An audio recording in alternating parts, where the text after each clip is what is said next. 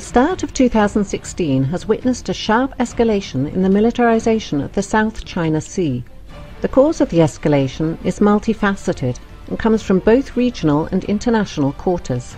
The militarization has been initiated and exacerbated by both China and the United States, both bearing responsibility for the current level of tension in the region. The USS John C. Stennis Carrier Strike Group sailed to the region from its home port in Bremerton, Washington on January 15th and passed through the Luzon Strait separating Taiwan and the Philippines on March the 1st.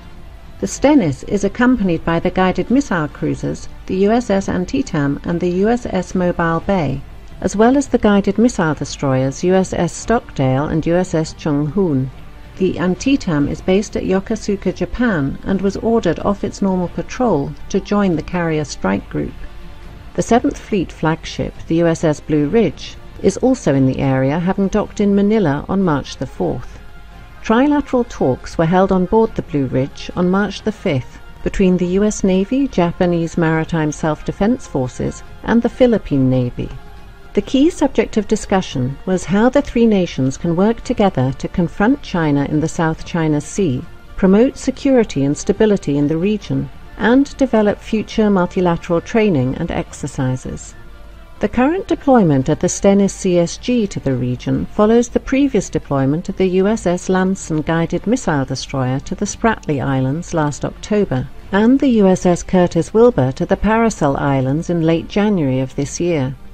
The US has also increased surveillance flights over the areas by P-8 Poseidon patrol aircraft, as well as in one case B-52 strategic bombers. The navies of China and Vietnam fought a naval engagement for control of the Paracel Islands in 1974, which resulted in China's de facto control of the islands.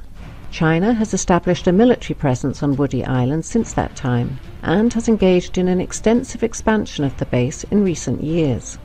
Woody Island now has an extensive military airbase with a number of newly built hangars and munition storage buildings.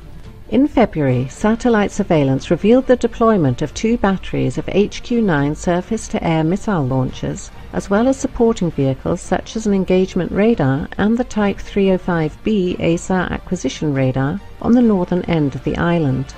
Last November, China announced the deployment of J-11 fighters to Woody Island.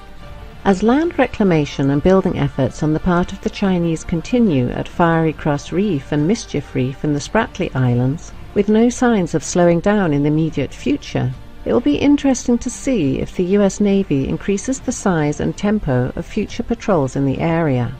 With the Royal Australian Navy taking delivery of its second Canberra-class LHD, HMAS Adelaide, on December the 4th of last year, and the first of 2 Makassar-class LPD vessels built by Indonesia for the Philippine Navy, the BRP Tarlac, launched on January 17th of this year, the US Navy may soon be bolstered by more powerful regional navies in future patrols. The Prime Minister of Japan, Shinzo Abe, announced in November of last year his willingness to have the Japanese Maritime Self-Defense Forces join the US Navy in patrols of the South China Sea. Australian P-3 Orion Maritime Patrol aircraft are currently flying freedom of navigation missions in the region. It was reported just days ago on March the 9th that the United States and Australia were negotiating the basing of more US strategic bombers, including the supersonic B-1 and aerial tankers, at Australian bases on a rotational basis. The aircraft would be based at Tyndall and Darwin in northern Australia. They would complement US B-52 strategic bombers already based at Darwin on a similar rotation. As the brinkmanship continues, with no signs of either China or the United States backing down, the chances of a military confrontation in the South China Sea, whether calculated or accidental, continue to grow with each passing day.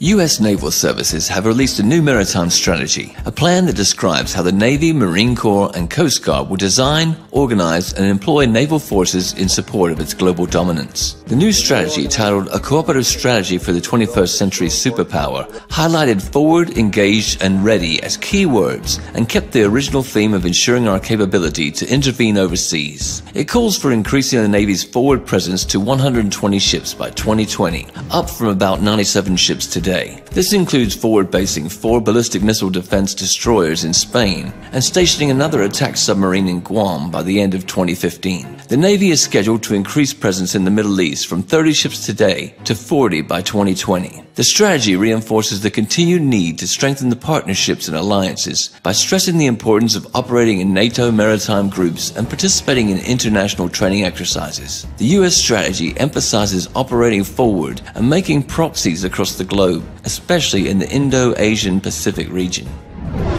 Thus, the hard anti-Russian rhetoric of Washington is a sign of the global standoff. At the very same time, the United States is preparing to go deeper and deal with China. The U.S. strategists are concerned about the rise of Chinese naval forces and its expansion to the Pacific Ocean. Particularly, they aim to prevent a situation where China will be able to defend particular zones of sea communications from foreign intervention. This is Chinese DF-21D anti-ship ballistic missiles purpose. In 2008, the U.S. Department of Defense estimated that China had 60 to 80 missiles and 60 launchers. The risk of establishing area-denied operational environment, for instance, in the South China Sea, worries architects of the strategy. Since the American pivot towards Asia, a tolerant term for the U.S. deterrence policy against China, in 2011, the United States Navy has deployed 60% of all of its powers in Asian Pacific region. Indeed, it's ready to deploy even more in order to establish its own control in China's zone of interest. Armed with its own unparalleled navy, the U.S. gets a louder voice and more power to restrict military or economy use of the oceans by other countries. In other words, it indicates the U.S. intention to control the trade in the Indian Ocean and the Pacific, or even monopolize it in those waters. Now here's where the problem is. In April, China overtook the United States as the world's top importer of crude oil, and 80% of this oil, and many other important resources, China imports through the Malacca Strait, which the Chinese Navy doesn't control. In this context, it's clear why Beijing claims sovereignty over nearly all of the South China Sea, and is building a military base in Djibouti. China supports counter-piracy operations in the Gulf of Aden, conducts humanitarian assistance and disaster response missions enabled by its hospital ship, and participates in large-scale, multinational naval exercises. Washington immediately protested against the China-Djibouti relations and expressed concern over China's plans to build a military base in the Obok region, but to no avail. China has to defend the supply of oil over a long way and isn't able to do it right now. Problem is, it doesn't have enough naval bases along vital shipping lines as of yet. Strings of Pearls strategy, initially suggested as a series of seaports and naval bases stretching along the Indian Ocean, has to resolve this issue. The seaports will be support places and investments that could pay dividends on a strategic level while causing broader security amenities. China's naval defense strategy is grounded on the combination of offshore waters defense with open seas protection concepts. The offshore waters defense consists of 2 missions. One is to protect China's eastern coastal area, which is the country's most economically vibrant region. The other is to ensure the safety of the expanding shipping lines that are vital to China's economic growth. Open seas protection concept also has 2 elements. One is to extend maritime protection to waters over 600 miles from the Chinese coast by building supply depots in the disputed South China Sea, trying to conduct submarine activities in the Indian Ocean, and acquiring bases beyond the region. The other is to develop capabilities to conduct non-conventional security operations outside the region, such as naval diplomacy, joint maritime law enforcement, and humanitarian assistance. Compared with the United States, the PLA Navy has sufficient self-defense capabilities, but deficiency in cross-region operations and force projection is evident, though Beijing is trying to change that. On the other side, China's unique geographical location allows it to establish control over its local seas, the Yellow Sea, the East China Sea, and the South China Sea. That is what the United States has accused China of doing in the last 5 to 10 years. The so-called anti-access, area denial, A2, AD, or the Fort Fleet strategy. This is the real reason for the boiling over for China's island work in the South China Sea. Washington is sufficiently alarmed by a perspective to lose the maritime control in the region and has started the naval force race under an umbrella term of all domain access. Despite this, Beijing is adamant. In June, China said it was shifting work on disputed South China Sea islands from the dredging of land to the construction of military and other facilities. The U.S. containment policy against China includes not only holding of old alliances, but a creating of new. In the recent strategy, Washington pledges to strengthen cooperation with 6 long-standing allies: Australia, Japan, New Zealand, the Philippines, the Republic of Korea, and Thailand, and also lists 8 new partners: Bangladesh, Brunei, India, Indonesia, Malaysia, Micronesia, Pakistan, Singapore, Vietnam. With help of its Asian allies, the US are going to seal off the PLA Navy in South China Sea and prevent its moving into operational space. Further, Washington's diplomatic rhetoric over the long-standing allies, shared strategic interests, and cooperation in Asia, in fact, is aimed at establishing a coalition against China. Despite the fact that the US official strategy is ignoring the Taiwan issue, the island may easily become a flashpoint of ongoing confrontation, and the Western media machine has already set the ground for it. On July 22nd, US magazine, The Diplomat, reported that the People's Liberation Army soldiers were seen running towards a building that bears a striking resemblance to the Japanese-built presidential office in Taipei. During the Series C of this year's live-fire Stride 2015 Zurine military exercises, the magazine argues 2 things. First is that PLA is practicing the storming of the presidential office to bring pressure on Taiwan in the context of its presidential and legislative elections in January 16, 2016. Second is Chinese military has been preparing to invade the island, but the fact should be taken in its proper context. The military drills are a signal not for Taiwan, but for the US. China shows its capacity to solve a Taiwan problem by force to predict an attempt to use the island for strengthening of the US military presence. Also, aggressive activity of US Special Services through Taiwan or an economic sabotage threatening it. In other cases, Beijing would much prefer to reintegrate Taiwan without having to resort to force, but by cultural, economic, and political tools. Moreover, it already has a successful experience of lost territories reintegration, Macau and Hong Kong. Another area of the US-China geopolitical confrontation is the Indian Ocean. US strategists, media outlets and public experts argue India is a rival state for China. Monetary wealth and power growth of both states will result in inevitable clashes between them. According to them, the motive behind the string of pearls strategy isn't in solving the logistical problems of China's maritime Silk Route, but are in encircling India. If established commercial ports will be militarized with the PLA Navy, the concerns about China's influence in the Indian Ocean region empower the US to involve India in the American area of influence as part of a global anti-China strategy. The good news for Washington is India has been actively building a new powerful fleet, including an aircraft carrier group, so it could be a very useful tool. Directly, Chinese and Indian maritime interests face off in Sri Lanka, leaving the Indians' area of influence under the impact of China's economic projects. For Beijing, ports of Sri Lanka, founded by Chinese investments, are a cell in planned maritime infrastructure from South China to Pakistan, a natural opponent of India involved in China's maritime Silk Route. The US will likely use these features to set on fire China-India relations, to use Indian political, military, and economic power to discourage Beijing from adopting its maritime policy in the Indian Ocean.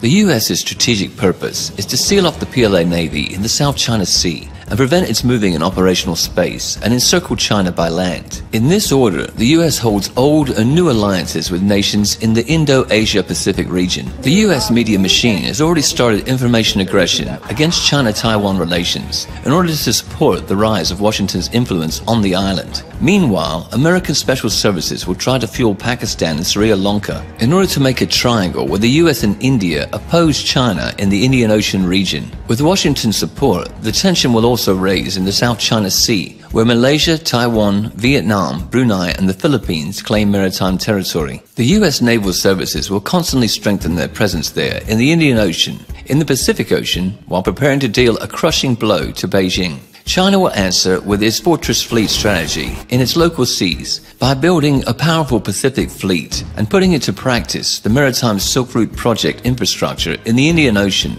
all the while developing the relations with the Russian Federation in Eurasia. Also, India and China can absorb a lot of profit from the mutually advantageous cooperation. The only thing that they need for it is a mediator to start a constructive dialogue. Russia, which has a good fellowship with both, may become that mediator. This will solve the tensions in the region and allow the nations to go on to further development.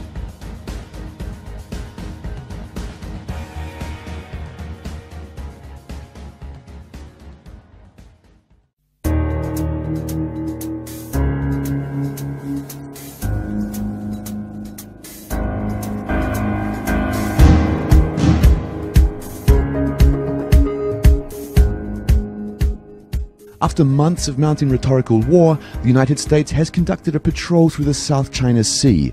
On Tuesday, the guided missile destroyer USS Lassen transited the area, sailing within 12 nautical miles of at least 2 China-made islands. A Chinese guided missile destroyer and a naval patrol ship shadowed and gave warnings to the US warship.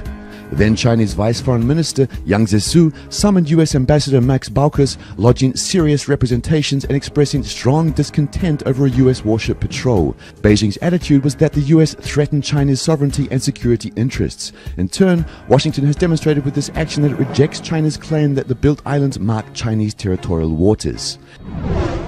Indeed, it wasn't the first public confrontation of the US and China. Tuesday's US patrol parallels the response to China's 2013 assertion of its expanded air defense identification zone in the East China Sea.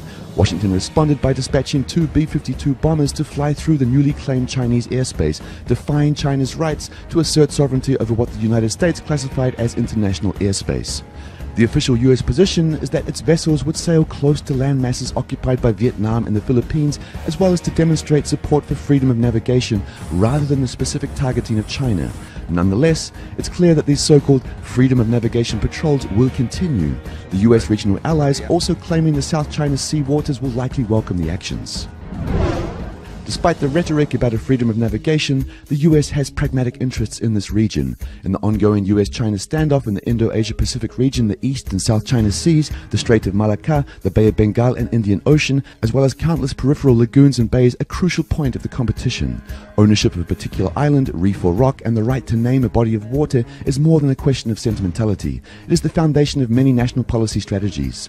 Securing the right to patrol, build bases and regulate trade through these waterways can mean access to resources critical to sustain economic growth and political stability.